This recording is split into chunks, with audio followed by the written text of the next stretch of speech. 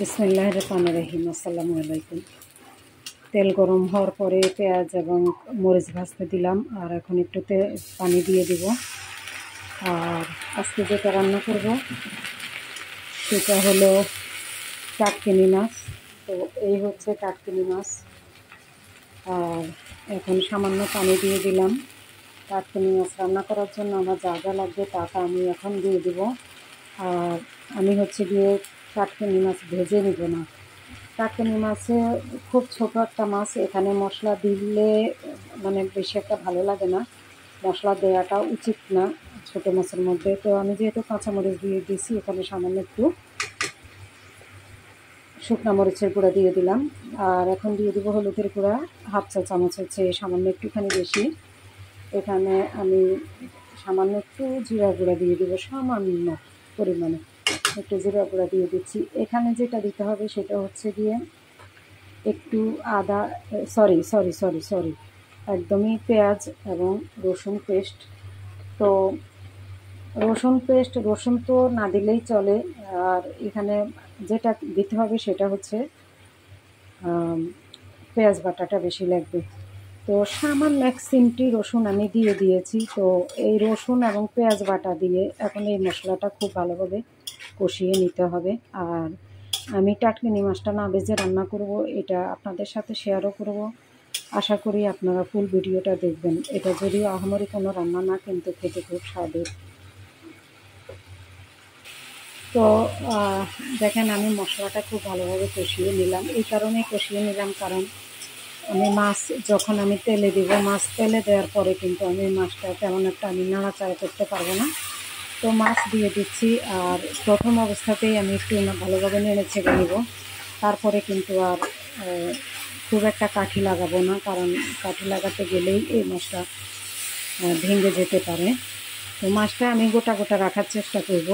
আর গোটা গোটা রাখতে গেলে অবশ্যই আমাকে ওইভাবেই মানে লুচনি দিয়ে দিয়ে ঘুরিয়ে ঘুরিয়ে রান্নাটা কমপ্লিট করতে হবে। তো আমার মাছ মশলার সাথে মিশানো শেষ। আর এখন একটুখানি পানি দিয়ে দেব, আর অল্প অল্প করে পানি দিয়ে দিয়ে আমি মাছটা আমি সম্পূর্ণ কষিয়ে নেব। আর এভাবে আমি রান্নাটা কমপ্লিট করার চেষ্টা করব। আপনারাও তাই করবেন। এই টাইপের কিছু মাছ থাকে যেটা একদমই কাঠি দেওয়া যায় না, কাঠি দিতে গেলে দেখা যায় যে মাছের কাঁটা বেরিয়ে যায়। তো আমি তরকারিটা এই যে এইভাবে নেড়ে নেড়ে আমি তরকারিটা রান্না করব একটু একটু পানি দিয়ে। তো প্রথমে যে ঝোলটুকু আমি দিয়েছিলাম, তো ওইটা মোটামুটি রান্না হয়েছে। এখন আবারও একটু নতুন করে দিচ্ছি। আর একটু সময় নিয়ে এই রান্নাটা করতে হবে।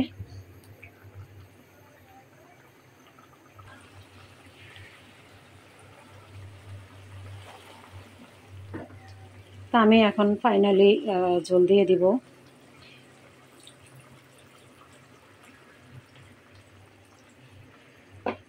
চুলার আগুনটাও একটুখানি বাড়িয়ে দিব। একটা মাছও ভাঙবে না যদি এভাবে রান্না করেন, একটা মাছও ভাঙবে না। যেভাবে কষিয়েছি মাছ অনেকক্ষণ, মানে যথেষ্ট টাইম নিয়ে, তো এভাবে রান্না করলে এই মাছটা কতটা মজা লাগে আসলে কি বলবো। তো তরকারি রান্নাটা কমপ্লিট হয়ে গেল, আর আমি আপনাদেরকে একটুখানি কাঠি দিয়ে দেখাচ্ছি। আমার একটা মাছও নষ্ট হয়নি। নষ্ট বলতে আমি যেটা বোঝাচ্ছি যে মাছ ভেঙে যাওয়া বা কাঁটা বেরিয়ে যাওয়া এরকম কিছুই হয়নি।